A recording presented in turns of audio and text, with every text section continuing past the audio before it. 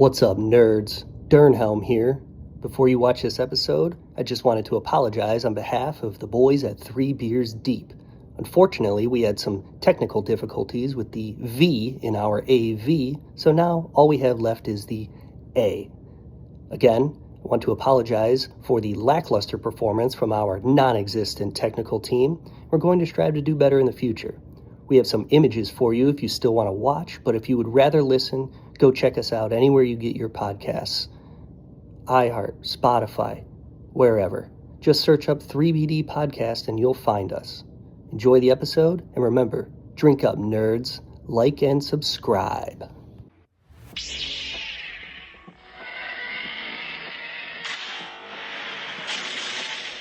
We're going in. Get tactical, Marines. The boys.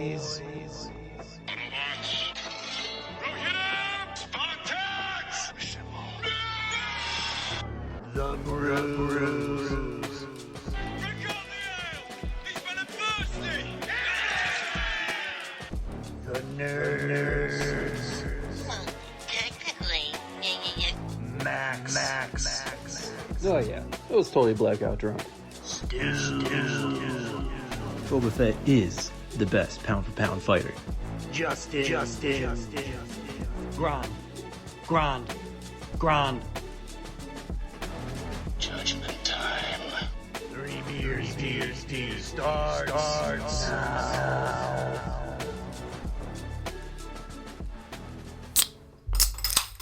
Hey, nerds. Welcome back to another episode of 3 Beers Deep, the podcast where we talk about all our favorite nerdy stuff while sipping on some brews with the boys.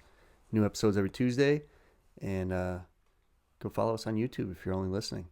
3BD Podcast. Give us a like, subscribe, share it. Yeah, Tell those friends. Tell your mother. I'm Justin. I'm here with Stu Hello, I'm here. and Max. My arms are sore. Oh, Shoveling. No, after we were done diving last night, I was playing Beat Saber on my VR. What is Beat Saber? Were you saving beats? Saber. Oh, so you're just like bam, bam, bam. No, it's like a rhythm thing where you're like chopping cubes, and it's actually a lot of fucking fun. I'm not gonna lie. Hell yeah. I was up to 1:30 in the morning, just like flailing in my fucking living room. Just wake up today. Oh, No, I mean, it's not like bad. So it's just like a little bit sore because, I'm just flopping around in my fucking living room until 1:30 in the morning. oh, that's you hilarious. put some like weighted wristbands on like Goku. I'm not gonna lie. I thought about it. I have some. I might do it. Yeah. Weighted Piccolo. vest, weighted feet. I downloaded Linkin Park fucking tracks or so, like a few of theirs. Dude, Coming at you hot. flopping around. I think that was one of the fucking hard ones. It's gotta be. There's like 5 levels. It's like easy to expert. I was playing on normal, the second easiest. I'm still just like, Jeez. after every song, I'm just like, all right. Wipe the sweat away. All right, let's get back in there. Pretty much. So like I said, it's a lot of fun. Hell yeah. VR's fun. Yeah. They just don't have a whole lot of like good games. Enough ones that are gonna like entice me to get it. Like or even I mean, want it. I got a much more violent one Yeah. where I think it's called like Hard Bullet. I was picking dudes up and just sticking them on spikes and shooting them in the face.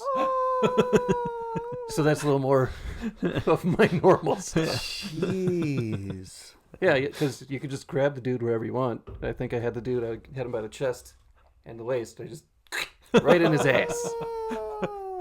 I think he somehow got off. And then, He got off. and then I had to shoot him.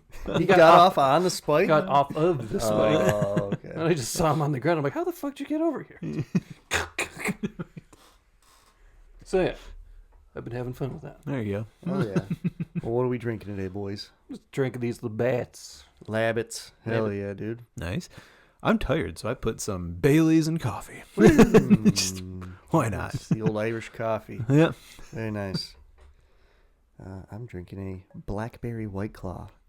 You haven't heard of anybody drinking a White Claw in a while. Blackberry. I know. I saw him and I was like, okay, yeah, let it rip. Ain't no laws when there's claws. There you go. All right, so today we're going to do a little bit more LOTR lore, but actually, I forget this a lot. All right, the rules. Rule number I mean, one, technically, you don't have to say it. everything here's a joke. Rule number two, we're always right. It's our show. Rule number three, if you're only watching or listening, drink along. If you're watching or listening, drink along with us. That's what I meant to say. I can fucking talk. All You're right. not doing great today. Good thing it's my episode because we're doing some more LOTR lore. All right, Lord of the Rings lore. We've done a couple episodes so far, and they kind of intertwine with this one, so I'd recommend going back and listening to those. I think this is the first one we've actually recorded. So we got big old fucking Sauron sitting here. Closest thing we got to Morgoth, but Stu has a lot of LOTR props, and this is the one we chose today. So All right, no, I was talking to myself there for a second. Sorry. I was thinking, not out loud, but kind of out loud, what was Morgoth's weapon, but me and Justin were talking about it last night. It's a big old fucking hammer. yeah, we'll get into it. It's in this episode because that's Spoiler. exactly who we're talking about is Morgoth. All right, and Morgoth is, I like him more than Sauron. I think he's a better villain. He's way more terrifying. He's just like evil and He's not even dead. no, still alive. He's like evil incarnate, basically. So we're gonna go through. Greedy bitch. We're gonna go through his history, and we've already kind of touched on it a little bit with the Dunedain episode, like all the Edain and all them motherfuckers. So elves are intertwined with this story, all that shit. The Maiar, which is Gandalf, the Balrog, shit like that. His other names are, his first name was Melkor.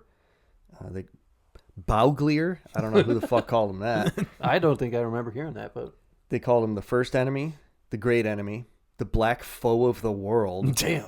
And then Black Hand. I'm like, that one's fucking sick, dude. The black foe of the world. His titles are the Dark Lord, King of the World, Lord of the Dark. So Dark Lord, Lord of the Dark, I mean, sweet, and Elder King. It's got a lot of names. And then Yes. Master I of mean- the Fates of Arda. damn. Dude, damn, this boy doesn't fuck around. I mean, Tolkien just loves giving names. Yeah. Has about 30 of them per person. Oh, absolutely. I mean, there's like 50 fucking races of like elves. You know, you're just like, Jesus. Yeah. Gray elves, cave elves. I don't fucking know. I know, there's so many races of men too. You're just like, all right. You think while he was writing this, like he's like, yeah, the black fate of the world, or foe of the world. Yeah, that sounds sweet. And then he's like, I can think of a better one. It just like comes up with like another 10 names. Like, yeah, that's awesome too. That's Yeah, awesome that's too. That's sweet. awesome too. The Dark Lord, the Lord of the Dark. I just can't decide. All of them. Every single one. I mean, that seems like how he writes. That's funny. Wrote? He's dead now. Wrote. Yep. This is just like a quick quote. It comes into play later. So this is Melkor, or Morgoth at this time.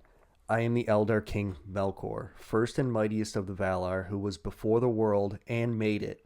The shadow of my purpose lies upon Arda, and all that is in it bends slowly and surely to my will. But upon all whom you love, my thought shall weigh heavy as a cloud of doom, and it shall bring them down into darkness and despair.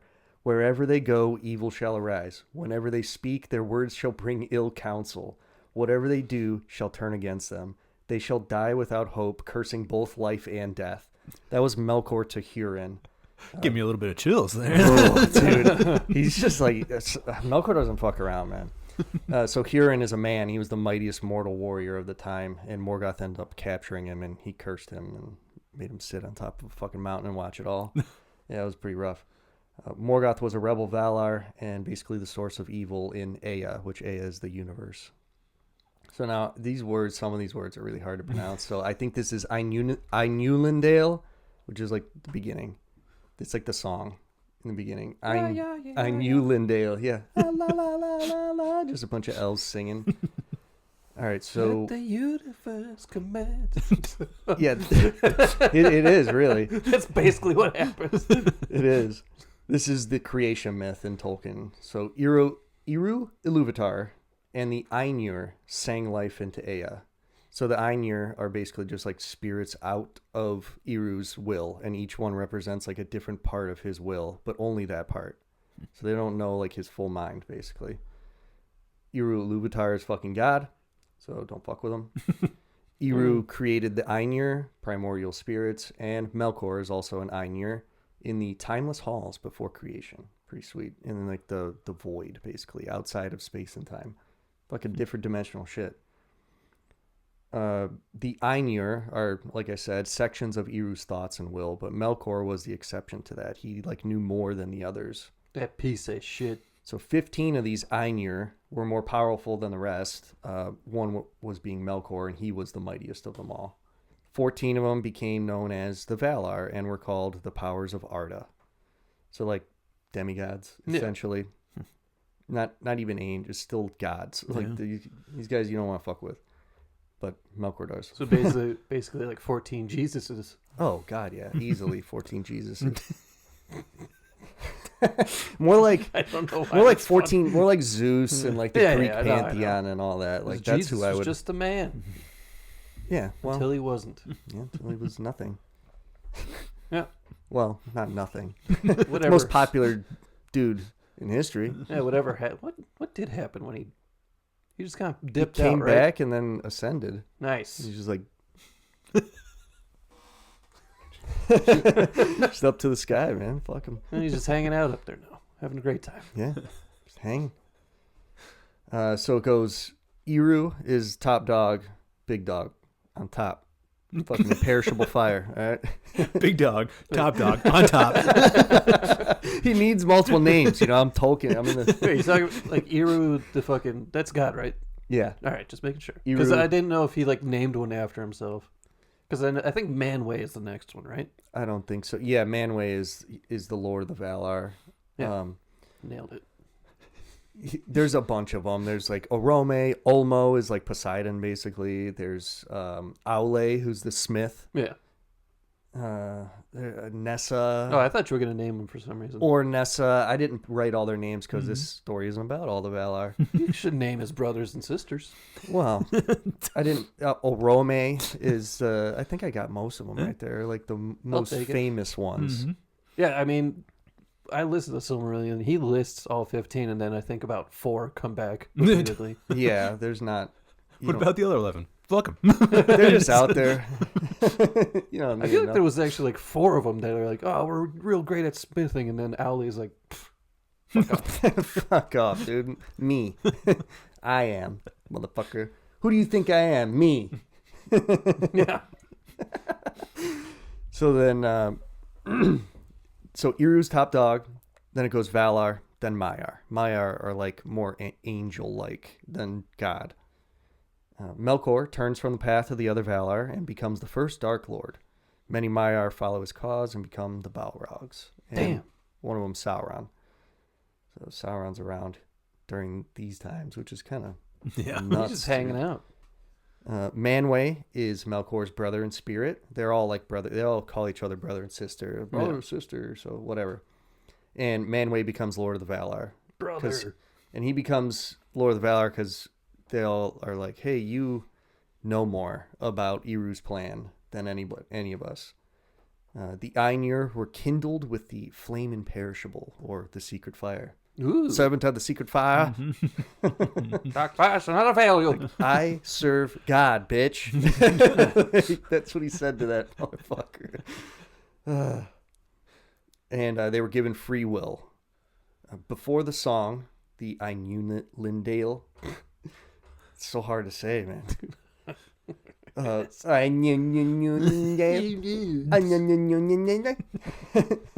beautiful. Melkor actually would search the empty void for the Airfea, or the secret fire, or the flame imperishable, the source of Eru's power. So that's where Eru's like gets all of his stuff from. Eru trained them in music, and they made the music of the Ainur, the song that created reality, basically, just everything. Fuck yeah. Yeah, they just sang everything into existence. Melkor purposely sang off melody to ruin the song, but was unsuccessful through 3 themes. There were 3 themes.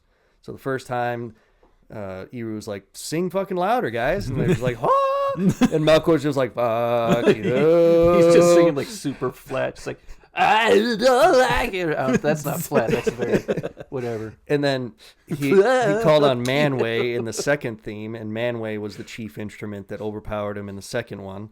And then the third one, Eru just started singing. He's just like, fuck you! La la la! Melkor's like, oh, okay. I feel like there's going to be a lot of that this episode. So Melkor's singing off key made Arda flawed. So any flaw and evil and bad thing that happens in Arda is because of Melkor singing off key. Yeah. Imagine discovering that too. Like they're like, yeah, if we sing just right, we can create shit. Like someone's sitting there like with a guitar, just like, oh fuck! Like, I just made a planet. Holy shit! Just a fucking galaxy pops up into existence after a sick riff.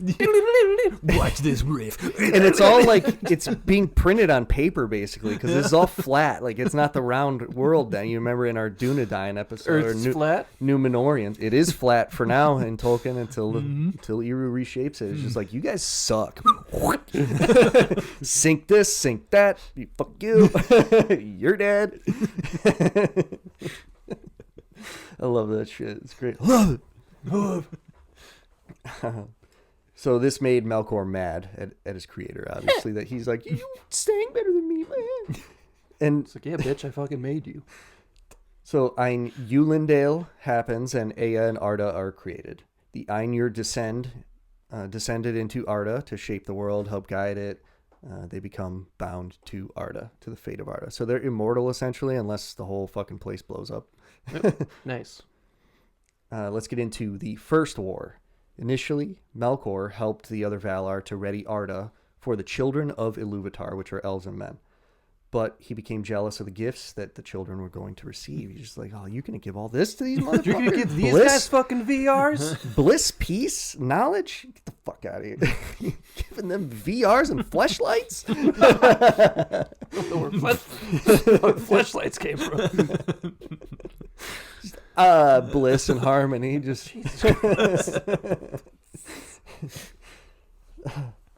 moving on. He didn't give that. He didn't give that to him.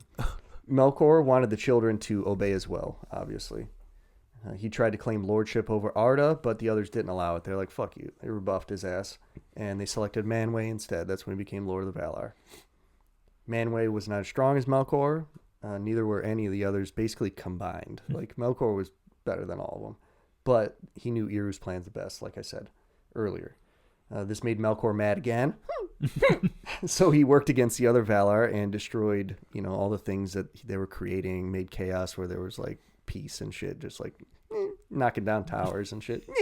You building mountains? No, not here. It's like a spirit war, basically. There's not really any beings or anything in Arda right now. It's just barren. There's not shit. It's like a place that you just built and you haven't populated it So yet. somebody played that sick riff, made a galaxy, and Melkor's just like, no. No, I don't want that. And they're like, I'm going to do it again. No. Just for a long time. Someone else came in with some sick-ass drums. Like, It makes me think of the George Bush. Just now watch this drive. Just now watch this riff. Now watch this drive. What a great clip that is, man. I love that. Just, we're going to kill you, terrorists. Go Killers. He gonna get you. Now watch this drive. Shit, it was a good drive, dude. He crushes that thing. I love that shit. Melkor fought mostly alone against all the others, but still held the upper hand. Until Tulkas the Strong, big motherfucker, like Hercules, basically, like showed up and tipped the scales, beat the shit out of pop, pop, pop. And said Sauron out of Melkor, and then Melkor just like ran away. He's just like, fuck this shit. He's gonna kick my ass. So again, like I said, Arda was barren, but began to take shape from the constant chaos. So the chaos actually shaped Arda. Nice. And all the mountains and like swamps, everything Gross. basically because of Melkor's interference. Otherwise, it would have probably looked more like Valinor, which, I mean, that's pretty cool. That would have been nice, but Melkor ruined it. What a dick. Just coming in, kicking over fucking hills and shit. Yeah. So we're going to move on to the Spring of Arda. Melkor was gone, and he just dipped out. He's like, fuck this shit. Melkor was gone, and the Valar began ordering the world again to prepare for the elves. So they wanted to light the world, so they constructed 2 great lamps, the big trees. Melkor returned, again, just singing all this shit. Trees are growing and shit. I feel like Melkor probably sings in like metal songs. Or it's just like basically doom music. Doom music, for I sure. fucking hate these trees. Just in his underground fortresses, just like... Rip it, rip it. Death, destruction. Fuck these trees. Hate these trees. Rip them down. Die, motherfucker, die. That is exactly it. And actually, we're going to get into some underground fortresses here. So, because Melkor returned to Arda with some corrupted Maiar. He's been putting in work. He's like, whisper, like, hey, come on, let's sing with me. Come on. Hey. This melody's sick, dude. How about you get a little fairy and shadowy at the same time? Let's go, dude. Dude, that sounds fucking awesome. I'm going to give you a fucking whip. You're going to be immortal, and you're going to be able to fuck. You're going to be able to fuck everything up. So then, that created Sauron and the Balrogs. They became attuned to his music, is how Tolkien wrote. So they're just harmonizing, man. Nice. He constructed an underground fortress to the north of Middle Earth, basically to the fucking North Pole. Like, he's like Santa Claus. He's got little elves as Bad helpers. Santa. Terrible Santa. Krampus. There you go. The Krampus. Actually, I don't know where Krampus lives. Probably somewhere in... Probably in a different dimension. Like Santa, I guess, lives in a different dimension. No, he lives at the North Pole. Wow. I don't think there's anything up there. It's just ice. You just don't believe, so you can't see it. Well, it's a flat Earth. Can't get past the ice shelf. God damn it. All right, that's enough. I'm gonna bash you. Damn it! Threat of violence. God damn it! Yes, we have it, folks. That was a very jokey one, though. So. It was. It had half point. Half point. All right, so Talking about Mel got me all fired up. All right. So then this place was called, it was away from the light of the northern lamp, and this place was called Utumno. So basically hell, honestly. Like, he dug so deep. It's just this underground, like, fucking spikes, just, magma, fires, just like I always thought metal that his music. place was super fucking cold. Well, I guess Or did it's he dig cold, but deep until enough he to get digs to down. Okay. Yes, so it's like, what is it? It's not traversable, basically. Yeah. Outside, basically. Like, I mean, you could get there. I guess the Valar have they're whatever. They don't give a shit. But yeah, it's tough to get to. And when you get there, you have to go down, and then it gets hot or fire and shit. Yeah, it's not good. It's like Hades a little bit, but without all the dead spirits and stuff. I mean, in some versions of hell, they say the lowest level of it is very cold. No. And what was that one game? Dante's Inferno. That game. Lowest level of hell where you fight the devil is all ice. Oh, yeah, that's right. That might be biblical, but I don't know. Isn't that just a book, Dante's Inferno? I don't fucking know. I think it was a book, and then it I played a video turned game. into like an anime, and then there's a video game. It's kind of a sad story a little bit. Oh, that game was gross. There was one point. You know what? Side I'm not gonna bring it up. You know what? I am going to bring it up. Tiny little demon babies coming out of tits. It was gross. Oh. I think it was Cleopatra. Cleopatra's tits. Oh, From- yeah. Like Egypt, Cleve? Yeah, I think she died a horrendous death. Like, they Oh. killed her in a bad way. Huh. But I can't rember how exactly. I I'd have thought, to wasn't look she it the up. one that, I thought, maybe it was another Egyptian lady that Imhotep. get a, Yes. didn't somebody have a cobra bite them or something? Or I thought they like forced like suicide, I guess, but like had like a cobra bite them or something I thought one of the Egyptian queens or something. I mean, they could do it all the time. Probably. I don't know. I don't remember. It was a weird sidetrack. I'm sorry about that. It led us to Cleopatra. It's And all Imhotep. kind of relevant because they're like, I mean, these myths are based on like real world myths. Yeah. Like, Yeah. you know, Tolkien was a Christian man up here, so there you go. All right, where was I? Ice and fire. Autumno, yeah. Melkor raised the Iron Mountain, so in like a ring around the area, and decay began to arise. So that's when the Valar knew Melkor had returned. They're like, oh, it's getting stinky up there. He's back. Yes. You smell Melkor? I smell you. Before the Valar could act, though, Melkor came forth and destroyed the 2 lamps. Damn. Crazy, dude. Just comes out, pop, pop. Mm-hmm. No. The 2 trees? Yeah. Didn't he use Well, the that's gold? later. That's later. Oh, okay. These are the lamps. I was jumping ahead. I I'm think I sorry. did say the lamps, and then I was like, the 2 trees? Different thing. Idiot! Different thing. You fucking idiot! Different, same principle, different times. So the lamps, then the trees come later, I think. Yes. We'll get there. So I think I messed us up. I just got that. You said the trees come later, and then I heard. Oh, no. Took me like 10 seconds. Like, all right, okay. There you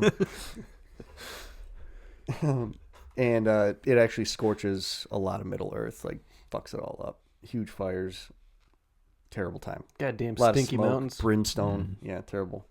So Melkor retreats back to his fortress. Runs away like Skeletor. I was about to do the same fucking. Exactly. Dude. I got Smash, smash! There goes your lamps. exactly, like a little 2-year-old. Get your lights gone out, losers. Yes. Sauron pulls up in a car, or like dodgeball with a little scooter. Like a Camaro. Hop in, Melkor, let's go. Smoke's pluming out of the windows and dives in. Flips them off as a driveway. Oh, that's Oh, great. shit. I love it. I love it. You're ruining this man's mythology. No, it's so fun. It's so funny. I mean, that's what it is. I mean, can't see it any other way now. Just like fucking rednecks. So the Valar try to chase him down, but they don't have enough strength because they're trying to deal with all the catastrophe. They're just like, let's Camaros clean are this shit fucking up. fast. Yeah, dude, he's hauling ass, dude. Whoop. So then the Valar end up withdrawing from Middle Earth and made their home of Valinor. Pretty cool, peaceful place, nice golden shores, fun shit. Nothing but good times for a little now. while. Melkor had basically free reign over Middle Earth at this point. Began filling it with dark, just languished the lands, like terrible creatures, decayed, just gross. Just farts. Stinking it all up, man. Just up on the mountains, Iron Mountains, just farting, just spread cheeks. It's like he's like those big ass trucks with the giant exhaust, just rolling coal. Oh yeah, dude, big time. This is when Melkor built his second underground fortress to the west to prepare for the Valinor to come back, and it was called Angband, pretty important place, or the Iron Prison, and was given to Sauron to command at the time. So pretty cool, pretty sweet, pretty sweet. Nice. The Valar were not sure where or when the children of Iluvatar were going to awake, so they just chilled. They So they fucked off and just took a nap. Yeah, they're just like, I guess we'll just wait till they come around. We'll keep looking, but like we're not like looking too hard. We don't want to fuck around over in Middle Earth. It's stinky. Bad shit over there. This is when, where was it? Oh, sorry, I forgot to mention. Only Ulmo, which is Poseidon, Lord of the Seas, and Orome, Lord of the Forests, kept a presence in Middle Earth. So Orome ends up finding the elves, but not before Melkor finds them. Oh no! So the elves awake, and Melkor finds them first. Oh shit! So he was jealous that he could not create life like his creator, and he captured and corrupted the elves and created the orcs. Damn. This was viewed as one of his most terrible acts. I mean, I don't want to be a fucking orc. Like, you just wake up to the universe, you're like, hey, what's up? This guy's like, come here. I got some candy. He's like, oh, really? Then you're just, like, tortured for, like,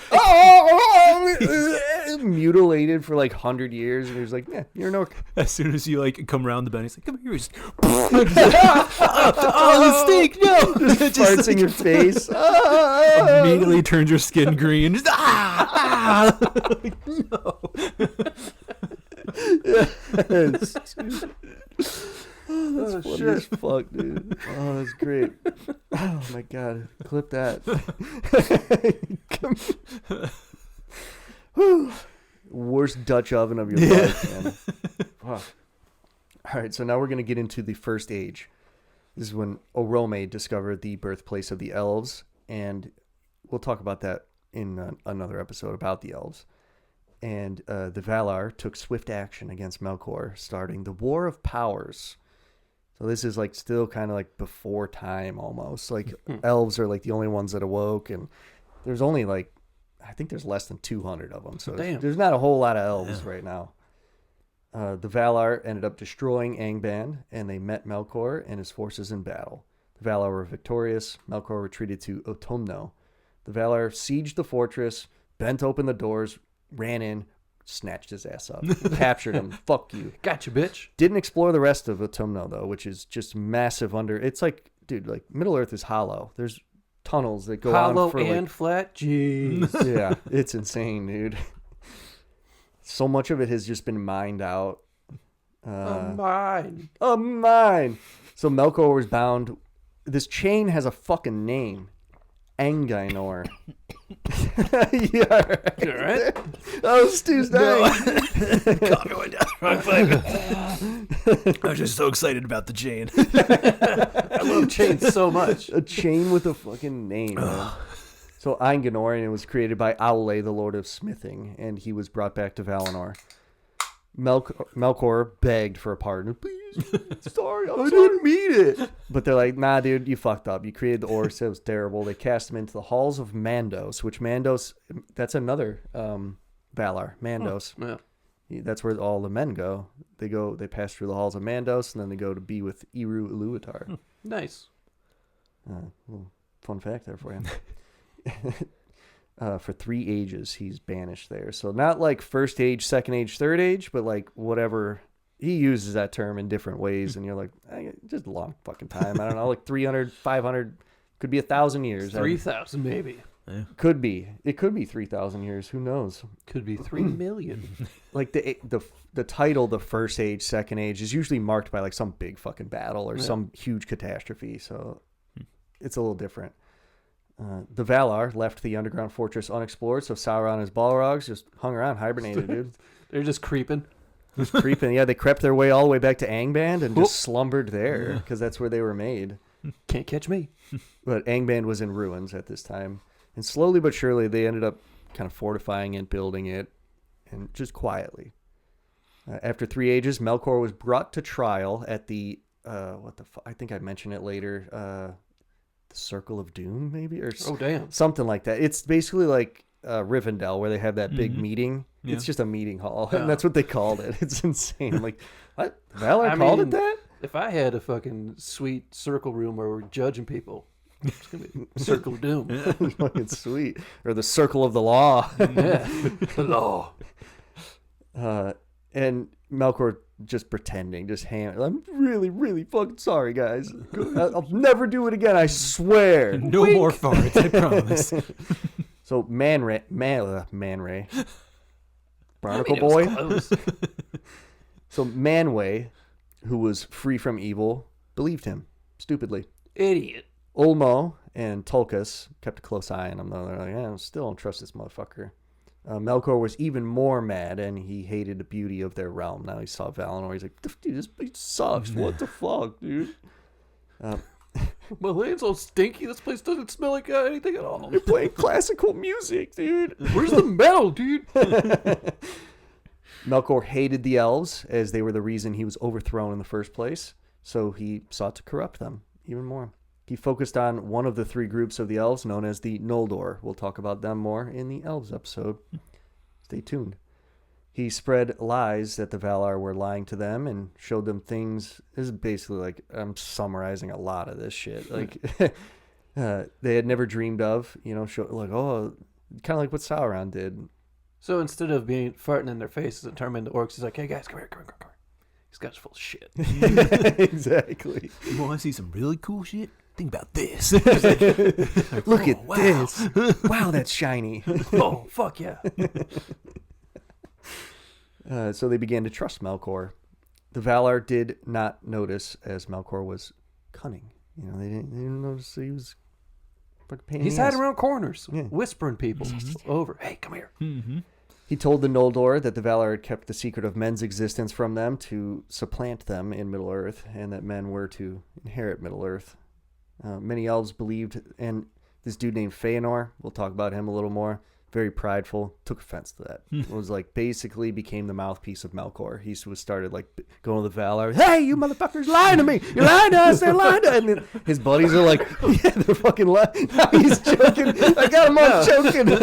Everybody's joking now. I wasn't choking. It was just a cough. I don't choke him. You know what? I shouldn't say that. I do. Knock on wood. Where's some wood? There. Oh, fuck. That's funny. So Melkor was so good that the elves, ran with Melkor's lies, and they believed that they had come to these conclusions on their own, even though they were Melkor's designs. So that's Why how wouldn't good the rest he was. of Valinor be like, hey, look? Dude, they're just chilling, man. Like they're like when the elves awoke, they're just like, I'm gonna kick my feet up, hang Just out. sitting in a big old fucking recliner. Lazy boy. Just This place is fucking nice, dude. It's pretty sweet. Look what we built. This is sweet. Hey, Melkor's fucking shit up. No, I don't believe you. It's fine. He said he was sorry. Yeah, it's fine. So then, shadow fell upon the Noldor. Noldor. It's so hard to say some of these words, man. And they began to openly speak out against the Valar. So this is when Feanor rises to power. Feanor, the sons of Finwë, which Finwë gets killed. We'll talk about that in the Elves episode. Was the loudest voice, and the Valar believed that he was responsible for the unrest instead of Melkor. So that's why they're like, it's not Melkor, it's this motherfucker. Fucking Feanor. Feanor threatened his brother Fingolfin. This is a kinslaying. We'll talk about that a little more in a different episode. Man, I get real mad about that. Yeah. With violence, and the Valar are like pissed because they brought, they broke the peace, the fucking thousands and thousands of years of peace. And Feanor, that is what's called the Ring of Doom, not the Circle of Doom. My fault. So they bring Feanor to the Ring of Doom in Valinor to explain himself. This reveals Melkor's plot, and Tulkas left to go capture Melkor. He's like, I gotta beat this motherfucker's ass again, dude. He just won't stay down. How many times we have to teach you this lesson, old man? Yes. I fucking knew it. I love the young people. Is that a SpongeBob thing? Yes, SpongeBob reference. Every episode, me and Stu. But Melkor could not be found, as he was probably just hiding underground with all his boys. Exactly. Feanor and his sons were exiled to Formenos, where the Silmarils were held, to the north of Valinor. Melkor goes there and tries to befriend Feanor. Feanor sees through this attempt, slams the door in his face. Fuck you, you can't come in here. Hey, they're full of shit. No, you're full of shit. You fucked this all up for us. You dick. You made me kill my fucking friends. So then Melkor then traveled south, unseen, and came upon Ungoliant, this giant spider. It's a gigantic spider. He promised to sate her hunger with treasure, and they made an alliance. They returned to Valinor and intended to destroy the two trees. So those replaced the two lamps. They lit the world. There's like waters underneath. They're like capturing the starlight, and some of that I think is what Galadriel has and looks into. Yeah. See the future and shit like that. The light Elendil. Yeah, the light of Eärendil. That's a straight up starlight from a fucking elf who sailed his fucking boat into the sky and became a star. He's just like, peace, dude. I saved everyone. See ya. Imagine that's how you fucking peace out of someplace. It's like, all right, deuces. Just up into the air. Basically like Superman, but with a boat. And then you start on the water, and all of a sudden it just like takes off into the sky. What the fuck did I just see? I think he was always flying in that ship. I think he was flying in that ship from the start. Or maybe after he went to the Undying Lands, they're like, you fly now. And he's just like, because he comes back with like eagles, so he's flying. Holy fuck. All right, so then where the fuck was I? Man, that was a crazy... Talking No, about he's spider killing the stuff, trees, yeah. Ungoliant, yeah. So they returned to Valinor, intended to destroy the two trees in Valinor. Isn't one like silver light, one's golden light? Yes, that is correct. I know stuff. During a festival, so this was a festival. Oh that yeah, they're all having a great fucking time. Manway's trying to heal the land. He's like, yeah, after that kinslaying and all that bullshit, we're good. All right, I guess We're good. we'll fucking do something. They're not good. Melkor thrust his spear into the 2 trees. Sap was leaking out. Ungoliant drank the sap, drained the trees. Lights go out. Poisoned them. Done. No light in the world. It was a big ass spider. Yeah. Now everything's dark. Plunge Valinor into darkness. Ungoliant also drank the wells of Varda, which are the wells that captured the light. Drank it dry. Thirsty bitch. Yep. Who knew spiders drank so much? Crazy, man. Ungoliant grew to such an immense size and a grotesque shape that even Melkor was afraid of her. He was like, Oh, fuck. Fuck, what have I done? What have I done? It's like when you see one of those big like wolf spiders just crawling across your foot. Like, oh, Jesus Christ, what have you been eating? Holy fuck. except for way fucking bigger. Oh, yeah. So he killed Finwë. That's when Finwë dies. And stole the Silmarils and all the other gems that were held there. The Silmarils burned his hands, but he did not let them go. Kept them clutched in his hands there. Yeah, like you pull something out of the microwave. Like, Just holding it. Hot potato, but not tossing it. Him and Ungoliant fled to the north, and the Valar gave chase, but the darkness of Ungoliant made them waver. They're just like, this is insane. Because, like, basically she's like a giant spider, but she's like a shadow monster. Yeah. Like, she's just pure darkness incarnate. Like, it's insane. The description of the spider. Fucking nice. It is fucking nice. yeah. I like it. Sick. Melkor and Ungoliant rush across the grinding ice of the Helcaraxe, I think is what it's called. So just like ice shelf. And entered into Middle-earth, completing his revenge. In Lamath, a region in Beleriand, which Beleriand is a part of Middle-earth that gets destroyed. Yeah. In the west of Middle-earth, they approach the ruins of Angband, where Melkor hoped to dip out on Ungoliant, break their deal. I'm gonna ditch this bitch. Ungoliant saw through that spider. shit. Yeah. Ungoliant saw through it and demanded the treasure. Gave her all the other gems, and she's like, nah, I want them Silmarils, buddy. He's like, fuck you, dude. You dumb bitch, get away from me. So that's when Ungoliant attacks him, webs him up, and his screams. He's screaming and crying. The Balrogs are like, boss, I'm fucking rushing out of Angband and drive Ungoliant away. So, You're hurting me. ow, my neck! Just has him by the neck. Ow! It's pretty impressive for the Balrogs to chase him away, though. Like, Dude, there's fuck. like, I think there might be 15 Balrogs, so I think they all just like. Ungoliant's like, that's a lot. Fine, I'll let him go. It really is kind of cool when you think about it. So that's when Melkor started rebuilding Angband and gathered all of his servants. Feanor found his father slain by Melkor and cursed him, calling him Morgoth for the first time. And he also makes like some fucking oath, the oath of Feanor, which is like, if anybody takes that Silmaril or gets in my fucking way, you're gonna die. Keeps it from us, you're gonna die. That comes up a lot. Yeah, it does. He's pissed. Well, because it causes that oath causes a lot of kinslaying. Yeah.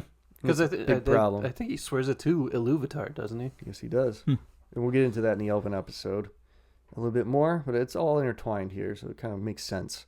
It's almost like the same guy wrote it all. Yeah. Sauron had done some rebuilding already at Angband, but it was sped up now that Melkor's back. He's like, let's get this So thing instead back of just on like those track. little quiet hammer strikes, like ding, ding, ding, they're like, oh fuck, ding, ding, ding, ding, ding, ding, ding. Melkor's back, here we go. Ding, ding, ding. Back to work. He bred armies of orcs. There was already orcs there that Sauron had done, but more and more. So this is when the mountains of the Thangorodrim. It's a badass name. 3 giant fucking volcanoes and the tallest peaks that have ever existed in Middle-earth. Active volcanoes, by the way. Rivers are just constantly just... Of lava. Yeah, lava. Rivers. Did I just Said not- rivers. rivers of lava just flowing down, all right? Thank you for filling that in for me. You're welcome. It was in the Iron Mountains, and they were created from the redelving of Angband. So all that dirt that he's just made these giant fucking mountains. Like, insane, dude. Just Again. slag and fucking molten rock. Just How is, again, I mean, I know they're just being lazy bitches kicking their feet up, but like the Valar aren't just like, there's like 3 giant mountains over there. Where the fuck did those come from? oh, dude. I mean, their lamps just got busted. Their trees are busted. Their land No, I is guess dark. They're just in the dark. It's like, fuck, dude. We gotta like do something. So they're creating. is that a spider? Yeah, Think about the spider. they're creating other things, like the moon and the fucking sun. Yeah. Somebody else just like, all right, we can't keep light on the ground. We gotta put it in the sky. Put it way up there. He won't get it up there. Those spiders reaching into the fucking heavens. God damn it. God damn it, Melkor. Fuck, it really is. I'm just picturing the sun as just a light bulb. They just get their little ladder out and they're like, all right, let's get up here. It's like, They'll probably give it to that fucking dude in his flying boat. Oh, that's funny.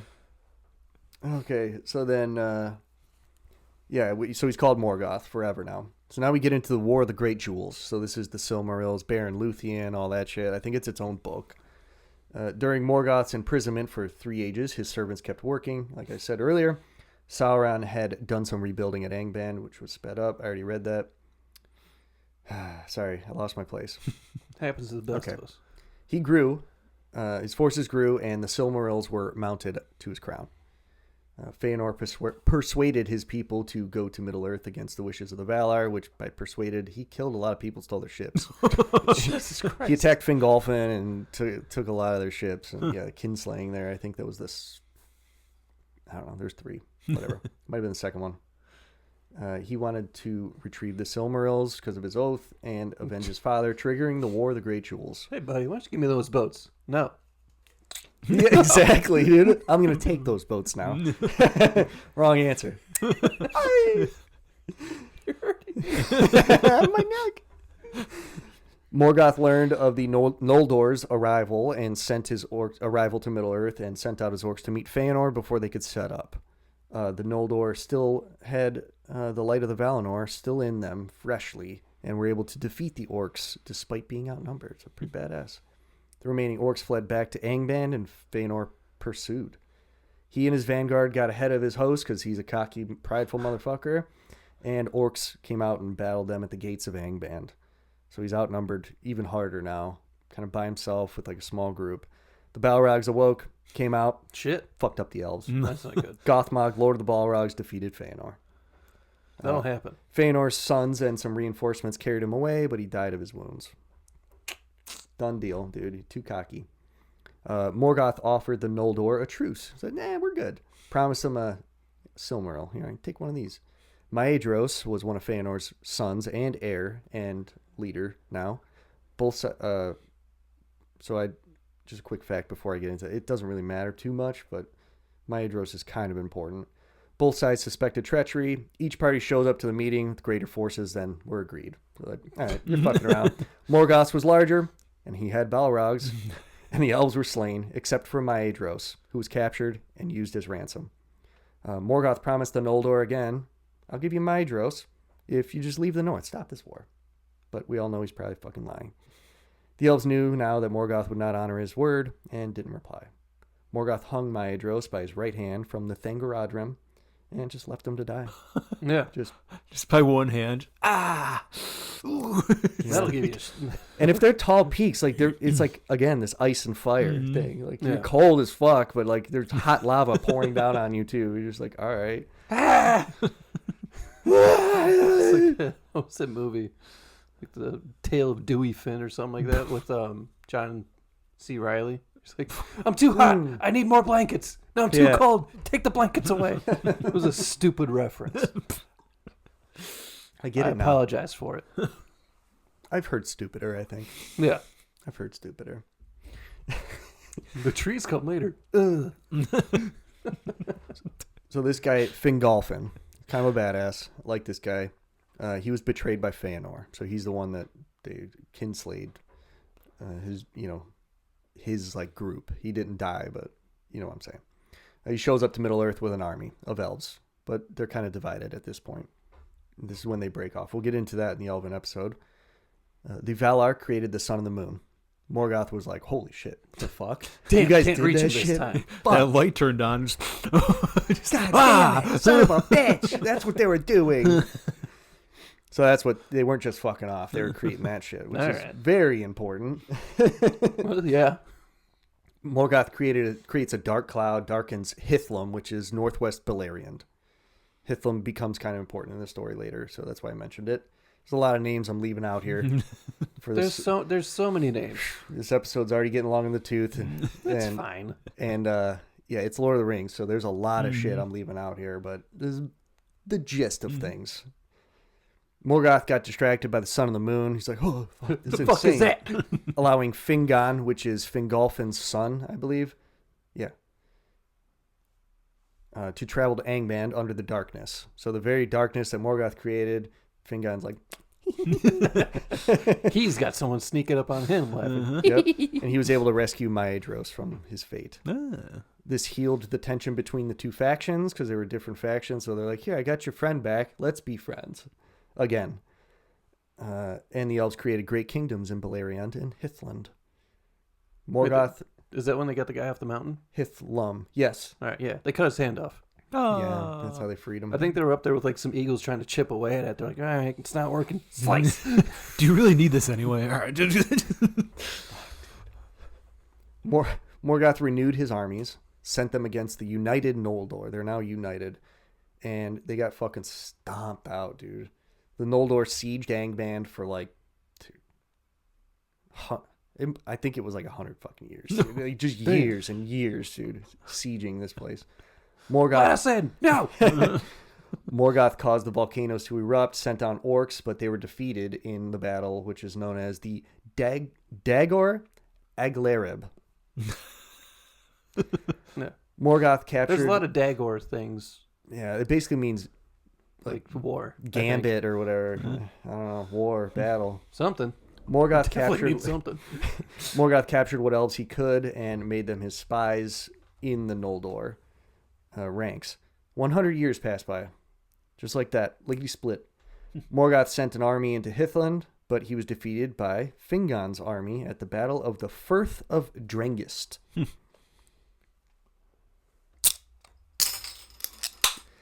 And we're back. Had some technical issues. Unexpected break. Fucking Melkor fucking with our technics over here. Yeah. You guys talking shit. You want to create? You want to create? No. Not today. All right, where were we? Morgoth needs more to defeat Noldor, and he begins experimenting, creating creatures. Another 100 years pass. You know, just Could you say he's making creepy crawlers? You son of a bitch. creepy crawlers. Son of a bitch. You piece of shit. It's infecting everyone. That's such a deep pull, man. God damn. It's just 90s toys. This is when Glaurung, the first dragon, is created. He actually, when he was created, he's a little baby at this time, so his skin's real. He's not tough. Little boy. He emerged from Angband and scared the elves that were nearby. Boo! Yeah. But was engaged by Fingon and his archers. They're very brave. And he actually got driven off because, again, those arrows could pierce his skin at this time. Do they say how big it is, or Glaurung is? I don't know. He's not the biggest, but Yeah. he's pretty massive when he grows up. Like, bigger than Smaug. Yeah. For sure. So, pretty fucking big, I'd say. But at this time, he's small. He's a little boy. Little baby. He's still big, but small for a dragon, I guess I would say. Let's see. A little baby. Just a little baby. Morgoth was mad that Glaurung revealed himself before it was time, so he's just, but it was harmless. Nothing happened. Back in your cage, dummy. Yeah. So this is when men arrive in Beleriand. So the men wake up. We'll get into Saw, dude. Saw, dude. I'm up. We'll get into that in an episode about men. Morgoth sought to corrupt them and walked amongst them. So classic.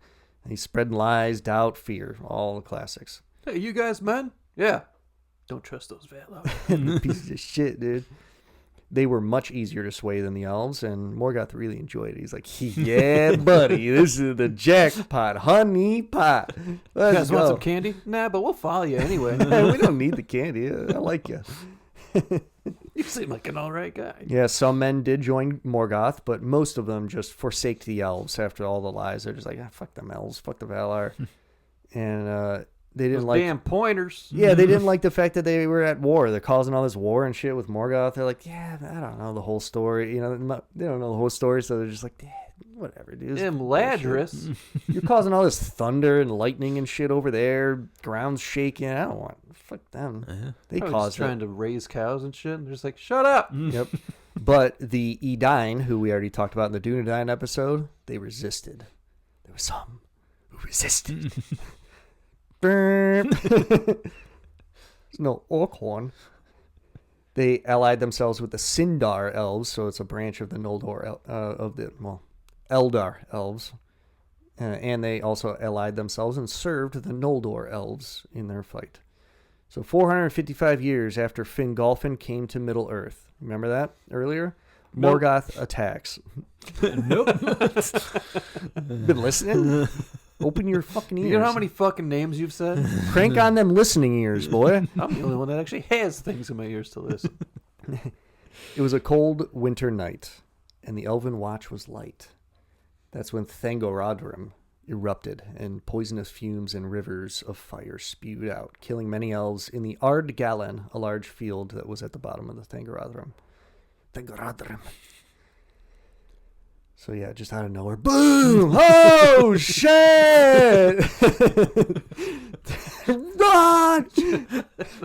Just out of nowhere. I didn't even think about that. You're just like hanging out, just like tilling some fields. It's cold. Ow! Fuck, dude. Cold out here tonight. Yeah, it really. Oh, it's too hot. Oh, he's dead. The end of the world. So the flames turned the entire area of the what was it called? The Gilgal or Ard Galan into a complete fucking wasteland known as the Enfauglith. It's kind of like foul lands. The flames turned the area into a fucking total barren wasteland, burned everything. Rivers of lava flowing everywhere, smoke, ruins, fucking smoke filling the air, hard to breathe. Festering, stinking marshlands, as far as the eye can see. So Morgoth sent out his armies that had numbers the Noldor did not expect. The Noldor, holy fuck, where did all this shit come from? And fully grown Glaurung and his Balrogs and other creatures of war. So, dude, like, just the Balrogs are just like, I win. So a mountain exploded out of nowhere. A dragon comes out, and a bunch of Balrogs come out. There's like, we're gonna fuck shit up. Oh yeah, dude. I'm assuming a lot of people died when it went off, but there's probably like survivors just like, my skin's melting off. Yeah, is that a dude. fucking dragon? Oh no. The Dagor Bragolach, the Battle of the Sudden Flame. Dagor Bragolach. The Dagor Bragolach, the Battle of the Sudden Flame. The greatest battle in the War of the Great of Jewels happens. The siege of Angband was broken, and the elves were completely destroyed, as they were unable to fight on any unified front. So, just piecemeal style, bam, bam, bam, bam, moving through them, fucking them up. Morgoth took them down one by one, except for Maedhros, and he was in his fortress on the hill of Himring. The sons of Fëanor and Finarfin, who I didn't mention before this, were defeated by Fingon and Fingolfin. And Fingon and Fingolfin barely defended Hithlum. So you just said like seven like F names. The sons of Fëanor and Finarfin were defeated, and Fingon and Fingolfin barely defended It's Hithlum. three, but you know, still Four. Four, whatever. Yeah. I can count. I don't count good. They don't die good. The elves were driven from the forest of Dorthonion, and the Sindar left the war. They're like, fuck this shit, dude. You Noldor are pissing me off, dude, with this bullshit. And resettled in Doriath. Morgoth seized victory, and Fingolfin despaired at the defeat and believes the Noldor to be finished. So this is fucking badass, dude. He rode out alone to Angband. He's like, fuck this shit. Challenged Morgoth to a 1v1. 1v1 me, bro. This is bullshit. Let's end this now. Morgoth didn't want to fight. He's like, man, fuck this guy. But he was forced to, as the captains heard the tone of the challenge. So just the way he said it was just like, come out here, you bitch ass. Heard you're a fucking puss. Exactly. All the orcs are like, Are you? dude, Are you a puss, you? dude? Are you going to go out and fight him? Like, God damn it, I guess I have to now. So Morgoth stepped out in black armor, wielded his massive mace, the hammer of the underworld. Grand, grand, grand. And it is a fucking big boy, dude. The strikes from this mace carved craters in the fucking ground, dude. Pits. Sounds like shit from like Warhammer or something. Yeah, dude. Fingolfin managed to dodge all of them and wounded him 7 times. The wounds Just would fucking stabbing him up. the wounds would never heal and caused him great pain. So forever would not Ow. fully heal. Oh wait, you're hurting me. Ow. Fingolfin You're became stabbing me. Fingolfin became tired. Morgoth bashed him with his shield, but each time Fingolfin rose up. Fingolfin eventually fell into one of the pits created by Grond, and Morgoth stepped on him. Stepped on his neck, killed him, but not before Fingolfin hewed Morgoth's foot. So, yow! Just straight across his fucking foot. Caused him to limp forever. Couldn't So heal. is Hugh? Does that mean he cut it off, or he just like fucking hurt it off? I think hewed means he's just like... He like stroked, like slid his knife along it. Just hewed him. Ay, right down the side of your whole foot. I thought that meant that he cut it off, but I guess if he's just limping, then he I don't probably know. still has the foot. Someone look it up. Stu? Definition of hew. I'm not doing it. What is it? H-U-G? H-E-U. Not Hugh like Hugh Jackman. It's just H-E-W. Sorry. I said Okay. U. H-E-W. I wonder if it was just like a straight down the foot, so he just basically. That's what I always thought. It was just like a... Okay. Like he was like this on his neck and he just dragged his blade along it. Like the whole length of his foot is what I thought. Skinned it. It says a chop or cut something, especially wood or coal, with an axe, pick, or other tool. Okay. Oh, So yeah, he basically just like... Because if he hewed it off, that would be the I thought he terminology. said But hewing it off. I think don't they know. just said hewed, but I could be wrong. That's how I fucking wrote it. You know what? I'll just Stu, All right. Google if Morgoth lost a foot. Because he's still able to walk, but he just walks with a limp now. You could walk on a stump if you really need to. Oh, ow, fuck. Let's see. Yeah, Morgoth broke his body, broke Fingolfin's He body, probably just stomped on, just like, and prepared My to neck. prepared to feed him to his wolves. Dude, he's gonna feed his body to his wolves. But Thorondor, the king of the eagles, took his body away and marred Morgoth's face. Just came in, just and just took this dude's body away. Gotcha, bitch. a giant eagle flies down, scratches your face up, steals the body you're stomping on. Fuck, man. And it says he did have both of his feet, but yeah, one of his foot was permanently lame. Weird ass foot. Lame. All right. I guess that's my mistake. Hewn sounds like he cut it. All right, whatever. Yeah. So Morgoth soon realized that he had struck out too early, and he needed to wait, but he was just too eager to Yeah, but now fucking he destroy is so everything. fucked up. Yeah, he's hurting, boy. Stabbed up 7 times, got a chunk taken out of his foot.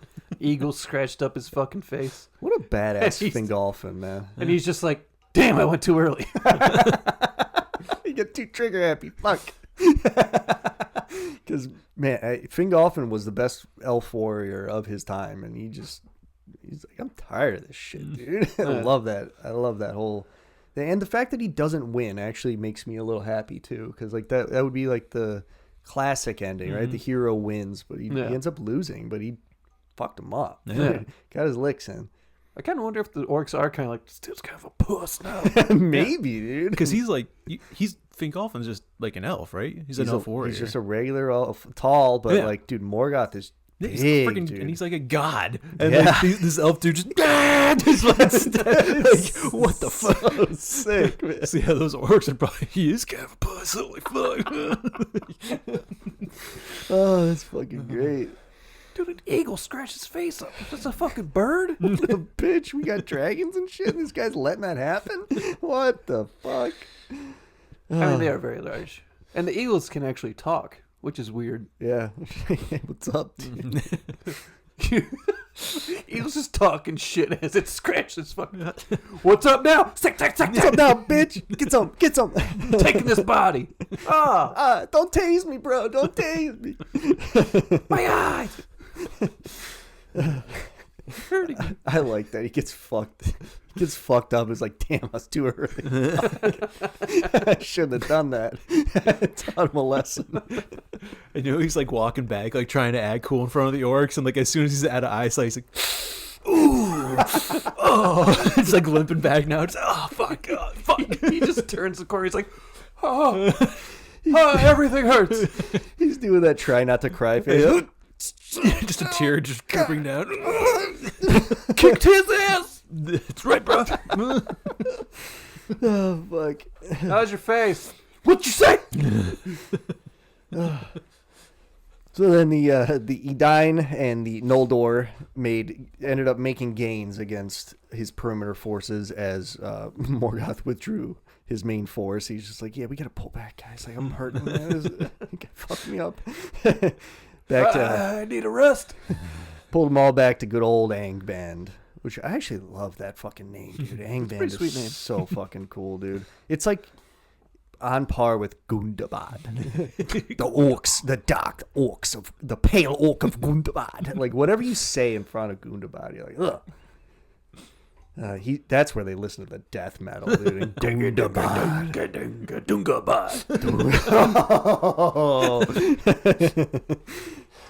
So he sends out spies, gathers more forces. The Edine reject his offers of peace because, please, he's always doing that shit. Like, shut the fuck up, dude. Just sit in your fucking hole.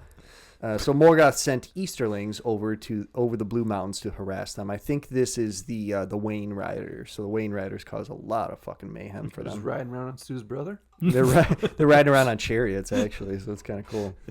So 7 years pass, and he begins another offensive. He runs through Hithlum, but just as victory was at hand. So he just decimates the land again. Victory was just about... He almost had it. But then Círdan, the shipwright, shows up, helps Fingon defeat the orcs, drives them back.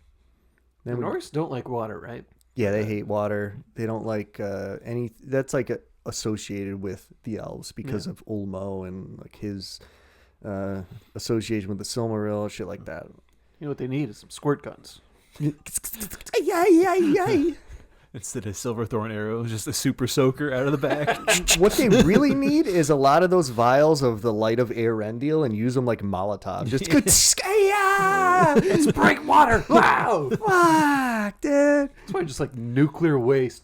Just like a handful of secret fire, and the orcs would be done, dude. All right, now we're going to get into the quest of the Silmaril. So this is Beren and Luthien. Beren has to retrieve... We've talked about this already a little bit in other episodes. Go listen to those. Beren has to retrieve a Silmaril at the behest of Luthien's father, Thingol. And this is like similar to Aragorn's story, but a lot more drastic. Like, dude, he sent him to his death, essentially. Yeah. He's like, hey, go steal that crystal out of the Dark Lord's crown. Yeah, they didn't want the you blood can marry mixed. my daughter. Wild, bro. So he's like, all right. Evil Incarnate is wearing this shit. Like, all right. Baron's just like, bet. You got it, dude. Dude, she's pretty hot, man. I gotta do it. She is very You see hot. them rocking tits? So Beren... Says it to her. He didn't. I like to imagine things. So Beren takes off, and Luthien ends up following him with the Hound of Orome, Huan. And he's a big fucking dog. Good boys. Real good boys. The best boys. And they defeat Sauron and kill his top servants. And we'll talk about that a little bit more when we talk about Sauron. I don't know. Dude, this fucking name is crazy. Thiringwethel and Draugluin. I think I got that. I think I crushed it, I think honestly. they might have. They use their pelts to disguise themselves and travel to Angband. Oh, yeah, so they just stabbed up some wolves. Like, Yep, they're wolves. Just crawling around on all fours. we're wolves. Oh, shit, they're fucking wolves. This is when they encounter the werewolf Karkaroth at the gates. He's like the fucking... what's the guardian? Cerberus? Yes, he's like Cerberus. Thank you, Max. You're welcome. I know things. I say that. Karkaroth is suspicious of their disguises, but then Luthien puts him to sleep. And I'm summarizing this drastically. And they enter Angband. She sings a song basically like, la, la, la, go to sleep, go to sleep. Stupid ass werewolf, go to sleep. Yeah. What'd you say? We're wolves. Luthien ends up being discovered by Morgoth and ends up singing to him and sings to him just exactly what he wants. Death metal, boy! Many evil thoughts are like in his head. And he's just like, yeah, dude, this is sweet. I like this chick. You get it. So then Luthien disappears from him and ends up singing another song. And that one puts him to sleep. And his court and all of Angband. Jesus Christ. Pretty fucking She's gonna have a badass. loud ass voice. He topples over from the throne and the crown rolls on the ground. He's just like, that's a nice song. It just falls the fuck. So then He's fucking chloroform just. it was, dude, mass chloroform. Fuck. It kind of reminds me of the same magic that the Witch King uses at Minas Tirith when he's marching up with Grond, go figure, the battering ram, and he like shouts, and like all the fucking armies like drop their guard. They're just like, oh, fuck. So it's kind of the same shit. It's pretty cool. Kind of forgot that this is also an audio thing. I was doing a very visual gag. Hey, go watch us on YouTube at Exactly. 3BD Podcast. Nice. Plug it up. So then Baron cuts away a Silmaril with his dagger, Angrist. And It's a very sharp knife. And he's like, while I'm here, I might as well take these other ones. So he started cutting the other two, but his blade breaks and stabs Morgoth in the face. One of the shards just... Passed out. Some dude just whittling fucking crystals out of your crown and just stabs you in the face on accident. Oh shit! His thighs just open up immediately. Ow! It's kind of like when they put Thanos to sleep. Yeah. Think about it, dude. The eagle's back. Whoa! Oh shit! Yeah, it's PTSD. Oh fuck, Fingolfin! Come on, dear. Where are you? All right. Oh no, it's just a guy stabbing me in the face on accident. So then Morgoth starts to awaken. All of Angband starts to awaken. Oh shit, we got to get the fuck out. So they try to escape, but Karkaroth is awake and he's at the gates. And Luthien is too weak to sing another song. Baron holds up the Silmaril to try to scare him, but Karkaroth bites off his fucking hand and eats the Silmaril, dude. Fuck yeah. Yum. He's actually driven mad by the jewel, runs off, kills anything in his fucking path. And It doesn't like burn him, basically, like kind of. it burns his stomach, and he's just like, yeah. And just He runs needs some off. Pepto. He just fucks everything up, dude. And honestly, I think it scares Morgoth a little bit, too. He's just like, fucking pissed. Damn, that's an angry wolf. And we'll talk about them more in another episode, the Silmarils and all their fates and stuff. We're not going to get into that here. This is Morgoth's story. So Morgoth wakes up, sends his army to pursue the duo, but's carried off by Thorondor. Thorondor just like, hey, I got you again, bitch! So he was there. He was there. He was watching, dude. The Iron Mountains erupt again with Morgoth's anger, and Morgoth's never able to recover the Silmaril. And not that he really even cares in the end. He ends up being like, man, fuck that thing. So now we get into the... What? It'd be kind of fucking metal if you're just like, fuck, and then some volcanoes explode. Yeah, that's sweet. Shit ass! Pyrotechnics, dude. On the largest scale ever, the highest peaks ever seen in Middle Earth. So now we get to the Nirnaeth Arnodiad. Didn't get Butchered that that one last one. Arnoediad.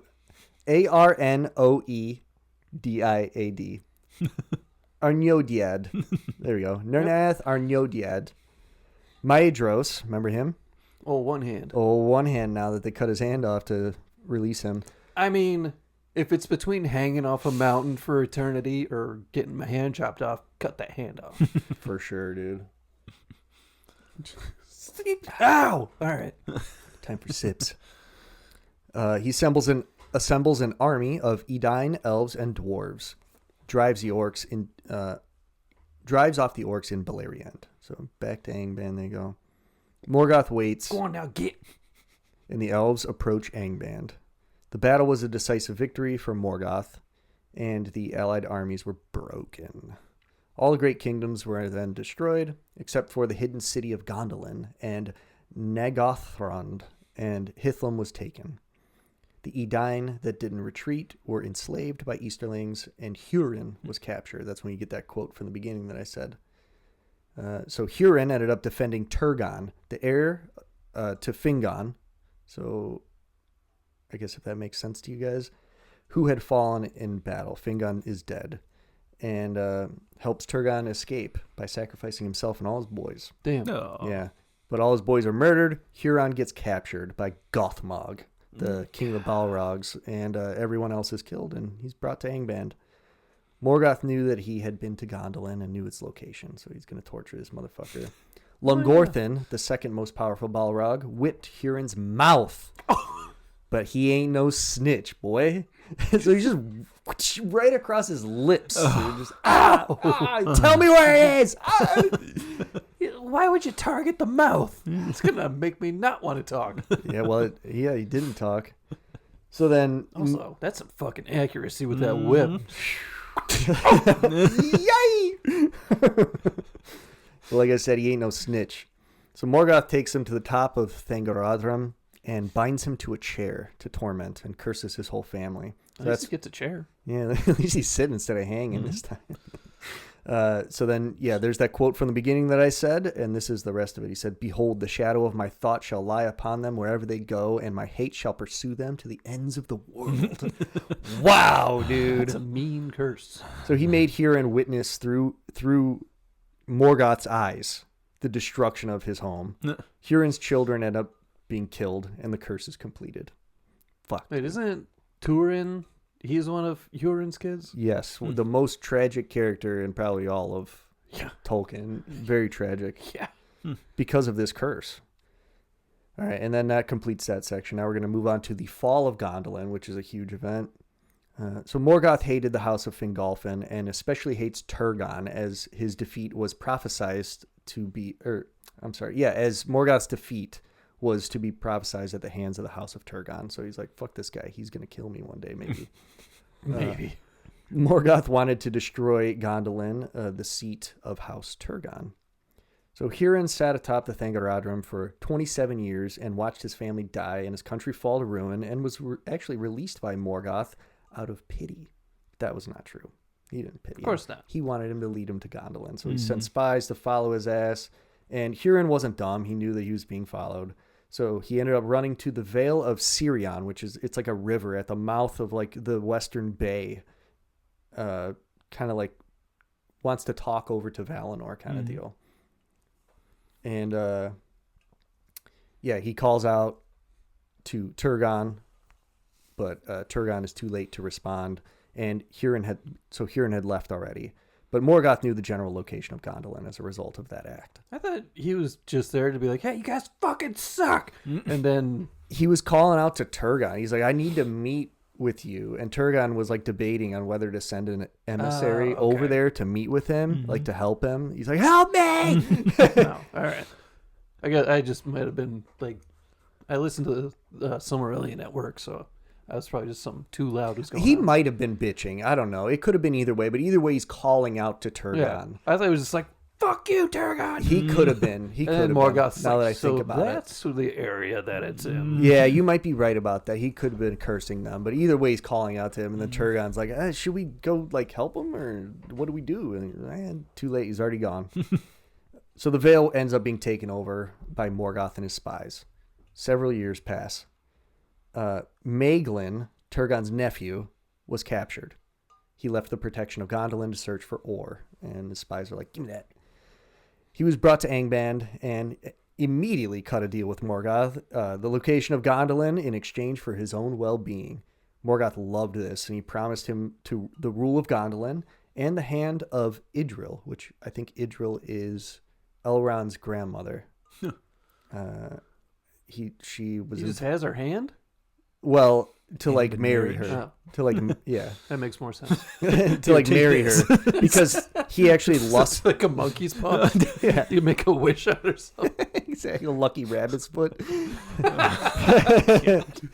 That's my grandma's hand. Oh. And he lusted over her for a long time. So he's just like, nice. I like that deal. This is pretty fucking sweet. So Morgoth sent Maglin, go run back to Gondolin and help us with the attack. And Maglin gave him all the secrets of Gondolin's defenses. So And Gondolin was like, the whole time, they're like, hey, if you get in here, you ain't getting out. Yeah. Because they want to keep it secret that much. So, like, anybody that showed up, like, all right, I mean, you can live, but you can't leave. Yeah. So with Maglin's secrets, Morgoth's forces swept into the city undetected during a festival. Another fucking Again, festival. this dude loves ruining parties. Yep. Dude, Morgoth's a fucking buzzkill. I think it was also winter again. So it was just... Yeah. And this is when Gondolin falls very fucking quickly, actually. He just rolls in with his Balrogs and fucking dragons and shit, burns the whole fucking place. Dragging his balls. Oh, rogs. yeah, dragging that stank, that taint land. Oh. I don't think Morgoth was actually even there. He's just like, yeah, go do my bidding. Well, yeah, he's all fucked up probably. He's got his face. He's just, got his leg up. Shit. So the kingdoms of elves were destroyed, except for the Isles of Balar and the survivors at the Sirion, ruled by Eärendil. The sons of Feanor do a kinslaying at Arvenian. Do a kinslaying. Yeah, another kinslaying at Arvenian. I think that's the second one, third one, maybe. I don't know. And Morgoth just loves it. He's like, this is fucking sweet. Fuck yeah, dude. Everything's going great. And now we get into the final defeat, the War of Wrath. This is the big climax here. No, I'm not doing it. Unpredictable. That was the second kinslaying. So after the third kinslaying, Eärendil... Bolt just looked at me. After the third kinslaying, Eärendil, with the Silmaril of Beren and Luthien, journeyed to Valinor to seek the aid of the Valar. So he's sailing on his ship with the fucking Silmaril just on his bow, on the bow of the ship. Just, yeah. His plea was heard by Manwë, and he chose to intervene on behalf of the children of Ilúvatar. He's like, I owe it to you guys. You know, we created you, created this land for you. Morgoth's been a problem since dawn of time. We got you back. So they gathered the largest force ever seen and sailed to Middle-earth. So it was a massive fleet. Morgoth never saw this coming. But Morgoth's forces were so large that remember the Great Plain that turned into the Enfauglith? Couldn't contain them, dude. And it was a massive fucking plain. The war covered all of Beleriand, wages for 40 fucking years, maybe Jesus 50. I think it's Christ. over 40 years. Closer You to could start 50. as a baby, and then you're just like a full-grown adult at the end of the war. Just, holy human. fuck. Jesus Christ. Morgoth's forces were routed, most of the Balrogs were destroyed, and the orcs were slaughtered. Morgoth unleashes the dragons, finally his final trick, unleashes the dragons, and Calagan the Black emerges. The elves, with the help of Eärendil and the eagles, Thorondor, they defeat the dragons, and Calagan's carcass was splayed across the Thangaradrim, crushing them. Pretty fucking badass. It's a massive, massive fucking dragon. Yeah, dude. And it's basically like an air battle. Like fucking Eärendil's in his flying boat, and fucking eagles are sailing next to him, dude. I'm pretty sure Luthien's on like a flying fucking unicorn and shit. You're just like, what the fuck? Dude, this is insane. The whole land is on fire, like fucking sinking, earthquakes. It's nuts, dude. Insane battle. But yeah, Beleriand ends up being fully destroyed and sunk at the end of that. At the end of the War of Wrath. Let's see, where am I? Oh yeah, Morgoth gets captured, and he tries to sue for peace. I didn't mean it. But fuck that shit. His ass is fucking grass, dude. So they bound him again with Angainor, the great chain made by Aule, and they beat his crown into a collar. So just like, I imagined it on his head, and they're just like, ding, ding. Just like Fuck, dude. He was taken from the earth and tossed through the door of night and into the timeless void, marking the end of the first age. So he's still alive. He's just out there bound to Arda still, as they all are. So I guess when the world ends, he might come back or he might die. Nobody really knows what's going to happen. It may be prophesied that Morgoth could return at the end of Arda, but it's not in the Silmarillion. Even though he's gone, his lies and influence remained in the hearts of many beings in Middle-earth. Damn. That's Morgoth for you, boys. Nice. So is that... He got fucked up. Yeah. Stabbed up 7 times, sliced up. After causing a lot of fucking... Yeah. Just... He's a very successful villain. Yeah. He I mean, just, what, millions or thousands of years, just like, I'm going to fuck it up. just war for all that time too. Like there's peace in between there. Like he's just waiting. They know he's just dwelling there, waiting to right. like emerge. There's nothing they can do to stop him. Just hanging out, yeah, scheming. Best way to get him out is call him a puss in front of his Yeah. boys. And If only there was another as badass as Fingolfin. They could have ended it all, but maybe Thranduil, but he was too late in the timeline to have an effect on that war. yeah. So when, like, I don't know, Lord of the Rings and the movies and stuff, and in books, I guess, too, but, like, Sauron, you hear him, like, talk to Frodo and stuff when he has the ring on, and he's like, there's no life in the void, only death. Is that literally, like, he's talking about Morgoth being in the void? That timeless death void. is in there, so... Yeah, when the void is mentioned in Tolkien, that's what they're talking about. Yeah, it's like outside of space and time. Like there's just nothingness. It's black. That'd be boring. There's also a theory that Morgoth might be able to figure out how to get back through the Door of Night. So And there's guards there, though. yeah, there are guards there. It's going to be a boring So job. he'll just emerge and be like, "Hey guys, I got some candy." And then they just walk in there. They're like, "Oh, dude, that sounds pretty good." Guys, what do you think I've been doing in this void for thousands of years? I'm making candy. I got a bunch of secrets for you. You want them? Shiny things. Ooh. Stab, stab. Oh! God damn it! Get got out! Comes limping out of the fucking void. It still hurts. Fuck. Nice. Yeah, it's pretty cool. It's a lot of names, a lot of shit, but Yeah. I tried to keep it simple. There were a lot more names, and I left a lot out. So Yeah, I mean, this is a lot of the Silmarillion, which, like I said, I've been listening to. I think it's over like 20 hours. it's insane. It's also being read by Andy Serkis. nice. Yeah, that's fun. I like that. Does all the voices. Yeah. But yeah, well, these episodes are fun because they're condensed versions of 20 hours of stuff. So it's like, yeah, here you go. Of like the most intricate lore that has probably ever been created. I mean, Tolkien went ham on this fucking I swear to shit, God, he dude. spent 15 minutes describing a river. It's fucking ridiculous. Dude, he went ham. Crazy. Nice. All right. So yeah. Guess tell us what you think about fucking Morgoth. That's all right. Yeah, you can do that. Dark But, Lord, the foe of the world. send us your thoughts at 3beersdeeppodcast, all spelled out, gmail.com. And, I mean, we can wrap that one up here. We'll, I'm sure we'll do another one of these coming up next, so keep an eye out for that. More LOTR lore on the way. That's right. So yeah, if you want some extra episodes, you can go to patreon.com/3beersdeeppodcast. If you want some extra content, you go to Instagram and TikTok at 3BDpodcast. And like we said earlier, if you don't want to watch us, see some of these props or anything, you can do that at YouTube, 3BD Podcast. And then don't forget to like and subscribe, and wherever you're listening to, whether it's YouTube or any of the streaming platforms. And we'll catch you next time. 3 Beers Deep. Later, nerds. Drink up. Don't fart on land.